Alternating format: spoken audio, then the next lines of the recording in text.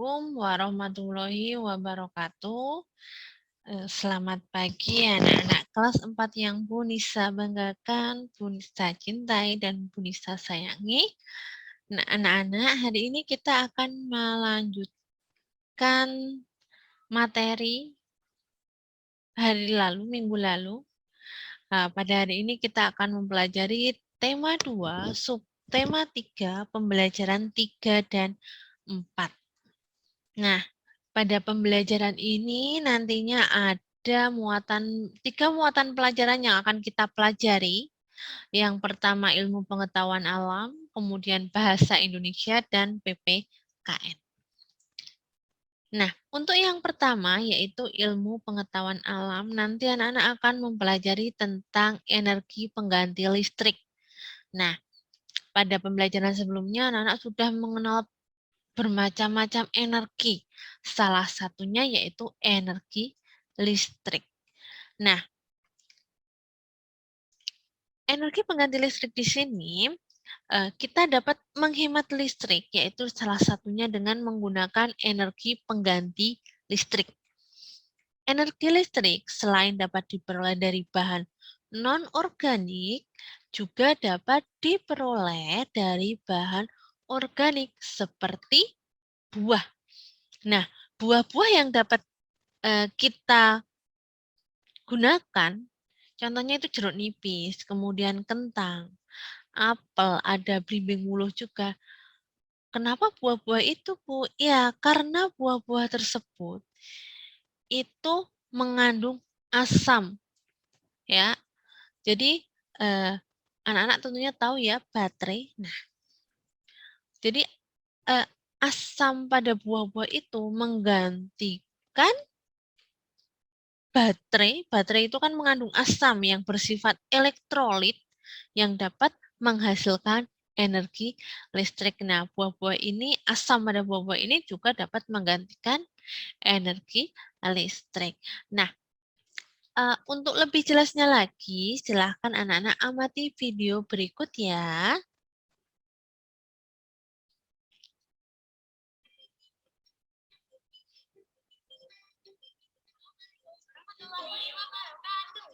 Perkenalkan, nama saya Yasmin dari Nabata 1. Hari ini kita akan mempresentasikan tentang energi alternatif dari kentang.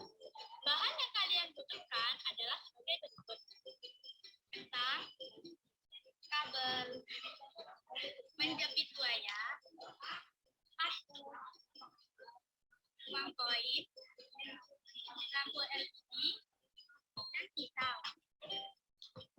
Kemudian cara kerjanya adalah yang pertama, lubangi kentang dengan kentang.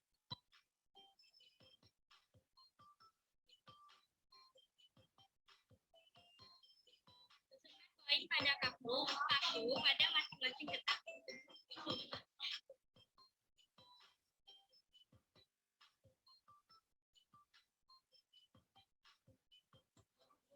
Hubungkan koin yang ada di setiap kentang dengan kabel yang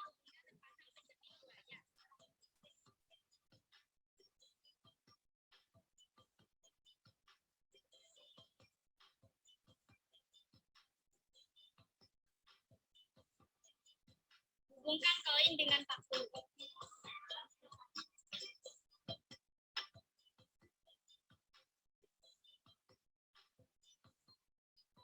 Hubungkan kabel dari salah satu koin ke lampu LED, maka lampu akan menyala.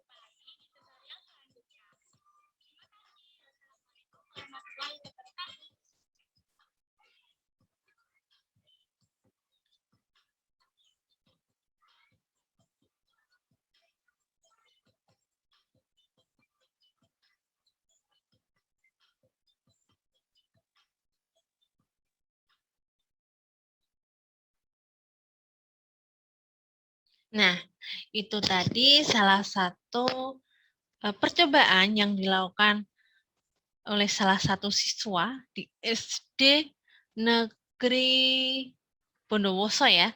Nah, dia mempraktekkan atau mencoba mempraktekkan membuat listrik dari buah kentang. Nah, kayaknya seru ya anak-anak ya kalau kita melakukan percobaan ini. Besok ketika kita sudah tatap muka, kita agendakan untuk mempraktekkan atau melakukan percobaan tersebut ya. Jadi banyaknya buah itu nanti akan mempengaruhi nyala lampu tersebut. Jadi kalau pengen terlihat lebih terang, maka buahnya itu juga harus banyak. Dan tadi juga disebutkan ya, bahan-bahan yang digunakan itu ada penjepit buaya, kemudian ada, kalau disitu pakai logam bisa, pakai koin tadi ya, tapi pakai paku tembaga juga bisa. Anak-anak juga bisa pakai seng, pakai paku tembaga seperti itu. Kemudian ada lampu LED, kabel.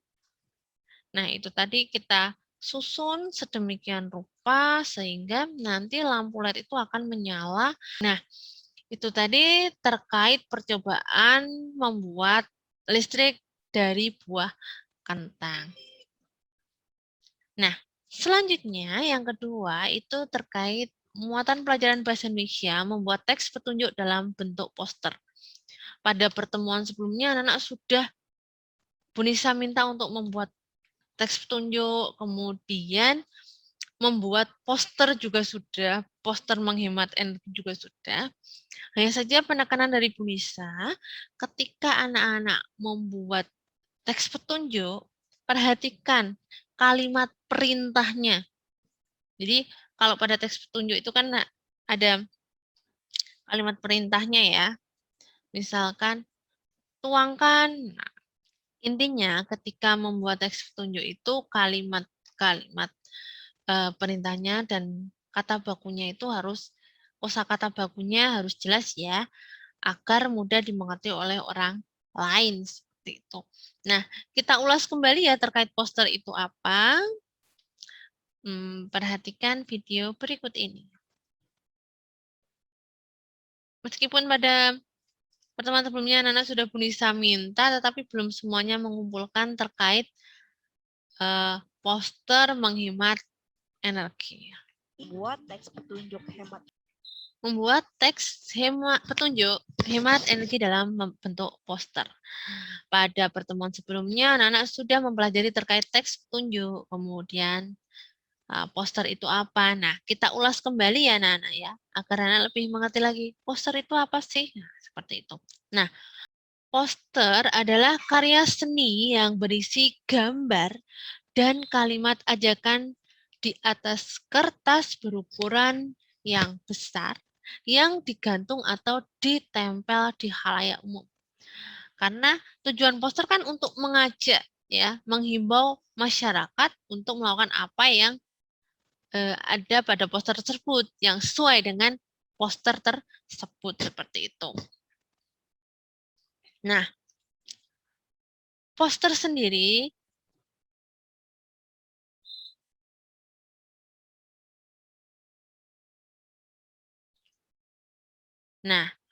poster sendiri itu menggunakan bahasa yang digunakan dalam poster itu singkat, padat, jelas, dan menarik. Karena tujuan kita mengajak orang atau menghimbau, maka harus menarik agar orang-orang itu ikut serta atau mengikuti sesuai dengan apa yang disampaikan pada poster tersebut.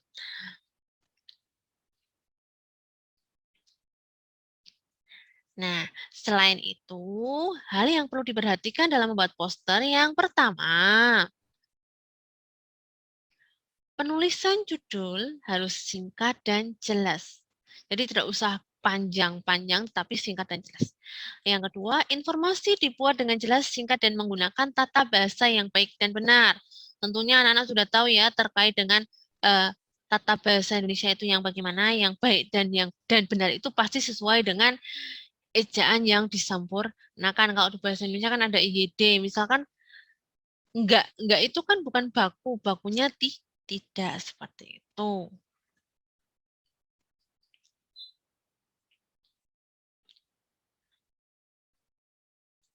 Kemudian yang ketiga, gambar yang digunakan sesuai dengan topik poster.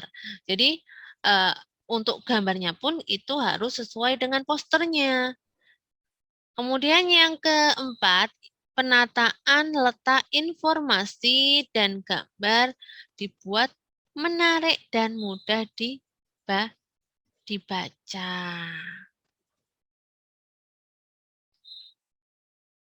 Nah, itu tadi hal-hal yang perlu diperhatikan dalam membuat poster. Nah, di sini contoh poster. Contoh poster, di sini kan ada Ayo Berhemat Energi ya judulnya. Judul posternya yaitu Ayo Berhemat Energi. Terdapat teks petunjuk pada poster Ayo Berhemat Energi. Kira-kira apa saja ya? Petunjuk yang pertama yaitu bukalah tirai dan jendela saat pagi dan siang. Dapat kita lihat pada teks petunjuk yang pertama adanya kesesuaian antara gambar dan teksnya. Petunjuk yang kedua, gunakan lampu LED yang berdaya kecil dan lebih terang. Petunjuk yang ketiga yaitu matikan perangkat listrik jika tidak digunakan. Keempat, tutuplah keran yang telah selesai digunakan dengan rapat. Nah, itu tadi contohnya ya, Nan ya. Contoh terkait teks petunjuk pada sebuah poster. Nah, yang ketiga yaitu PPKN, pelaksanaan hak dan kewajiban dalam menghemat energi. Anda bisa amati penjelasan berikut ini ya. Setiap manusia memiliki hak dan kewajiban. Hak adalah segala sesuatu yang didapatkan oleh setiap orang sejak dalam kandungan. Sedangkan kewajiban adalah sesuatu yang harus dilakukan dengan penuh rasa tanggung jawab. Hak akan kita dapatkan setelah kita melaksanakan kewajiban.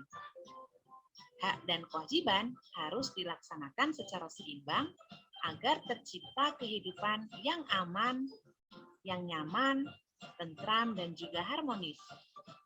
Nah, pembahasan kita kali ini yaitu tentang hak dan kewajiban kita terhadap sumber energi agar tetap lestari dan terjaga ketersediaannya, terutama sumber energi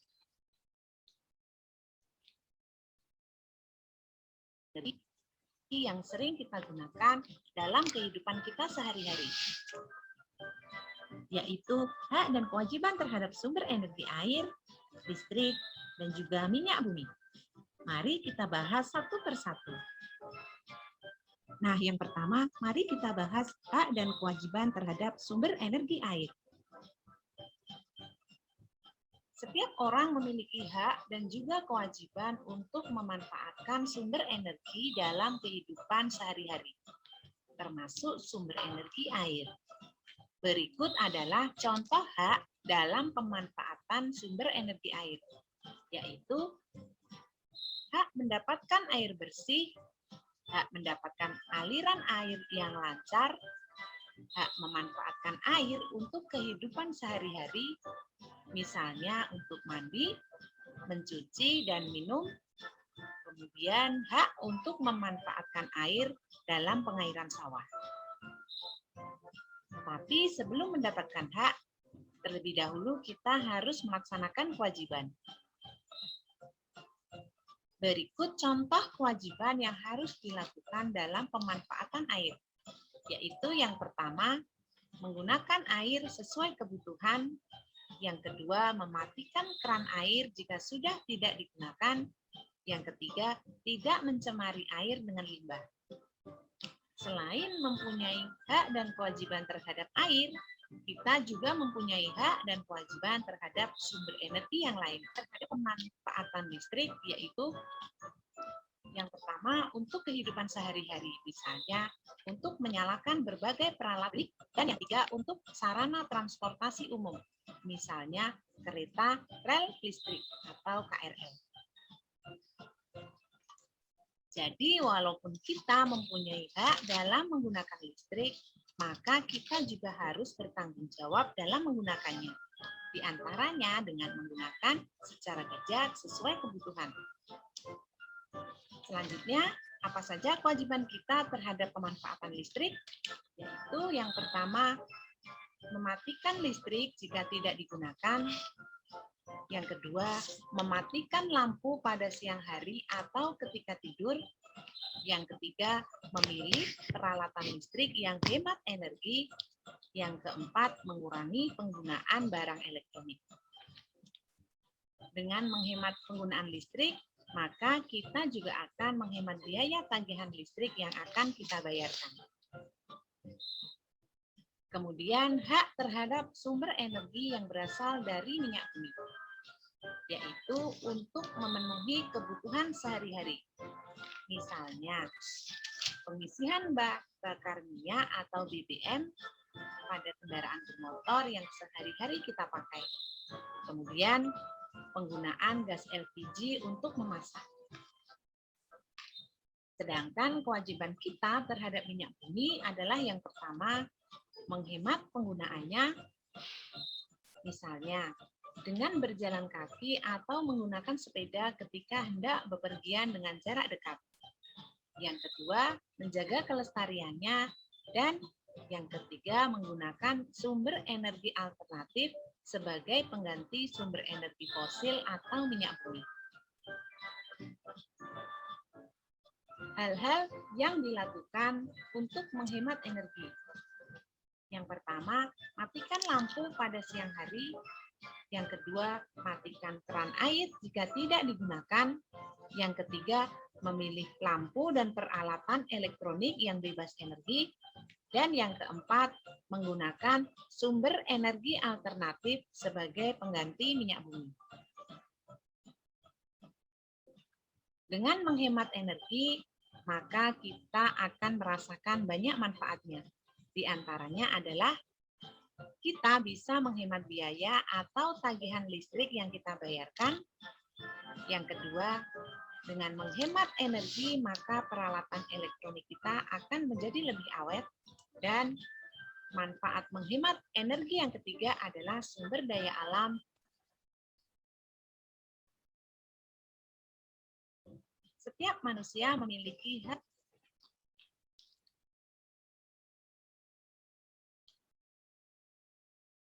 menghemat energi, maka peralatan elektronik kita akan menjadi lebih awet.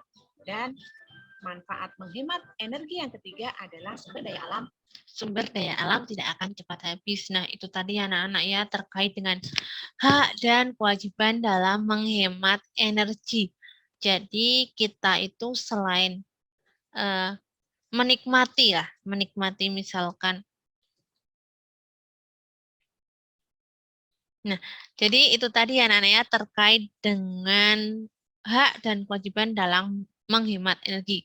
Kita memiliki kewajiban itu kan harus ya, harus kita laksanakan seperti itu. Dalam menghemat energi di sini, contohnya rumah kita itu kan hampir seluruh peralatannya menggunakan energi listrik. Nah, tentunya energi listrik yang kita nikmati saat ini itu kan masih dihasilkan dari pembakaran sumber daya yang tidak terbarukan atau yang tidak dapat diperbarui ya, contohnya minyak bumi dan batu bara.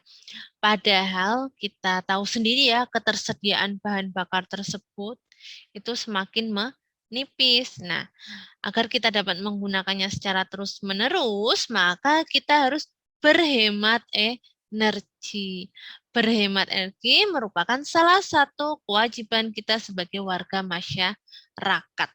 Nah, di sini manfaat menghemat energi sendiri, yang pertama, jelas ya, biaya listrik itu akan berkurang lah seperti itu apabila kamu menghemat listrik.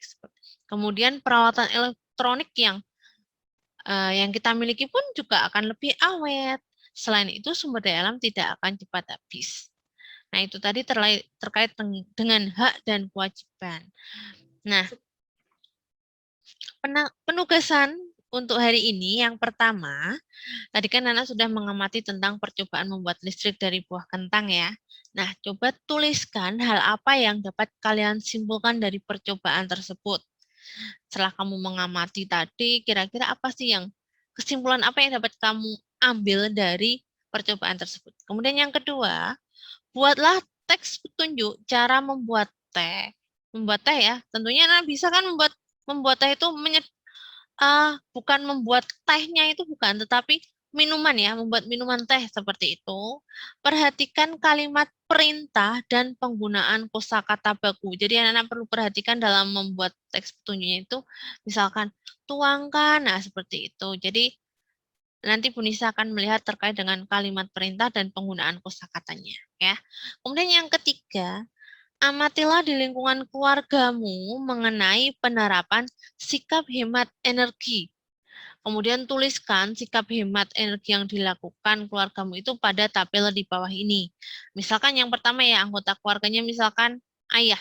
Sikap hemat energinya mematikan lampu ketika sudah tidak digunakan. Sikap tidak hemat energinya menonton televisi sambil mainan HP seperti itu. Contohnya seperti itu. Jadi nanti anak bisa menyebutkannya. Ya, tuliskan anggota keluargamu siapa, kemudian sikap hemat energinya yang bagaimana, sikap yang tidak hemat energinya bagaimana. Nah, itu saja untuk penugasan hari ini ya anak-anak ya. Silahkan dikerjakan dengan baik. Kalaupun nanti ada yang kurang paham bisa ditanyakan ke Bu Nisa. Begitu ya. Sekian dari Bu Nisa. Terima kasih. Bu Nisa akhiri. Wassalamualaikum warahmatullahi wabarakatuh.